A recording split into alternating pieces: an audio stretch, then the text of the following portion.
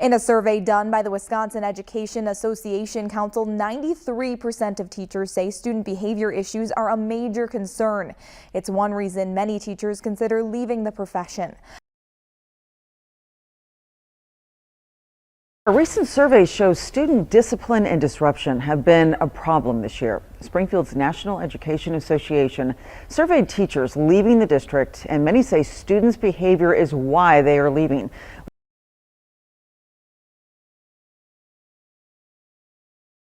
The behavior issues have gotten out of control from a lot of things. This causes there's no subs for teachers, so they're having to work during their planning and take over other classes. Those classes are getting inundated with more and more students. The district just puts more work onto the teachers. The Brevard County School Board tells me 42 teachers and 8 bus drivers have quit since school started in August because of students' misbehavior. Board members are afraid more will quit too.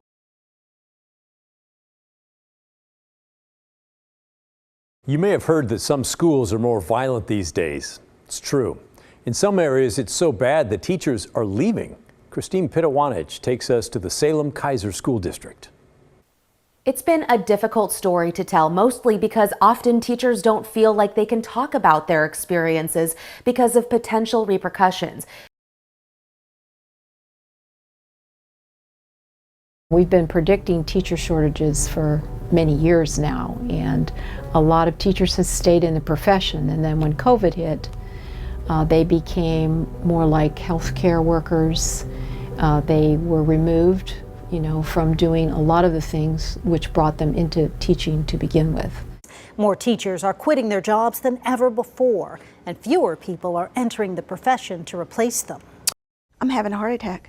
I'm having a heart attack. I started having nosebleeds. I never had a nosebleed. And I just felt like everything was choking. I was like, what's going on? I had increased anxiety medicine, depression medicine. And the doctor came in, he goes, "Are you under a lot of stress?" And I'm like, "No." He goes, "What do you do?" I go, "I'm a teacher." He goes, "Yes, you are." Discipline. The head of the Central Alabama Teachers Union says she recently surveyed her members about what could make their jobs easier. Now, one of the most common responses was disciplinary aids in classrooms. Teachers across Alabama are welcoming their students back from summer break over the next few days. Disciplinary problems will be one major issue facing educators when students return.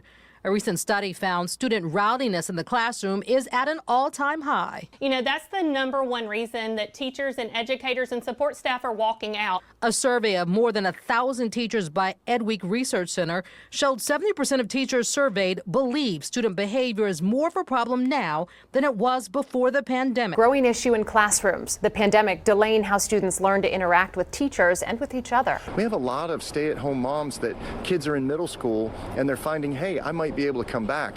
Well, if we have the discipline under control, then they'll probably be more inept to do that.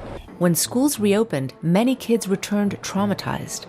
It went from prioritizing student needs to prioritizing crises. I am expected to be a teacher, to be a counselor, to be a social worker, to be a nurse, to feed, clothe, shelter. There were times where I had to do 5 suicide assessments in one day. They missed almost 2 years of being socialized. Kids were missing basic skills. They couldn't handwrite because they had done everything virtually. This is just your reminder to check in on your teacher friends because this shit is not easy.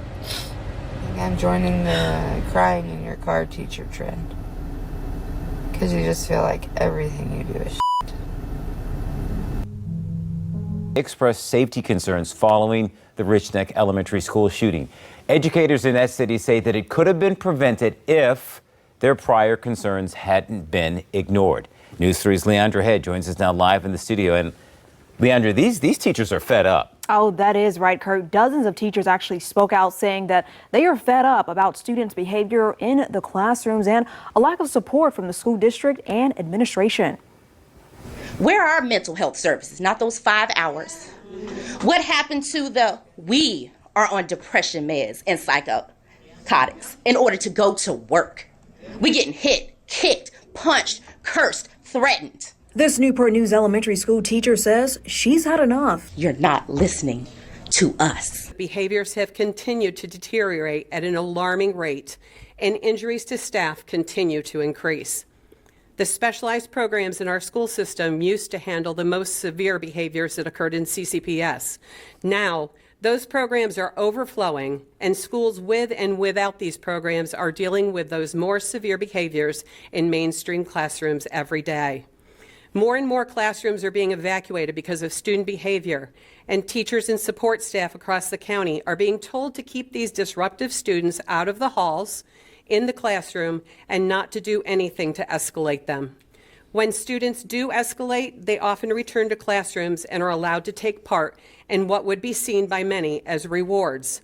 What is seen as the lack of consistent and progressive consequences is not conducive to preparing these students for life outside of the school system, causes disturbances for the learning environment for other students, and is incredibly frustrating for staff who bear the brunt of these situations. Instructional assistants in one school were called into a meeting and told that their duties would be shifting from an instructional focus to a behavioral focus.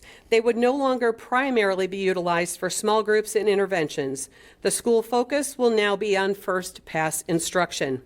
That move is taking needed educational resources and opportunities away from some of our neediest students.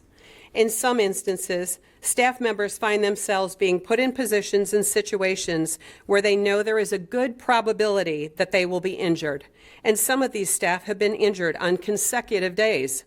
One of the members of my bargaining unit suffered 2 concussions in 3 weeks, and tonight, unfortunately, in my folder, I have copies and will be leaving them of a picture of another member of our bargaining unit who recently suffered a severe bite on the hand with deep teeth mark impressions from a pre-K student.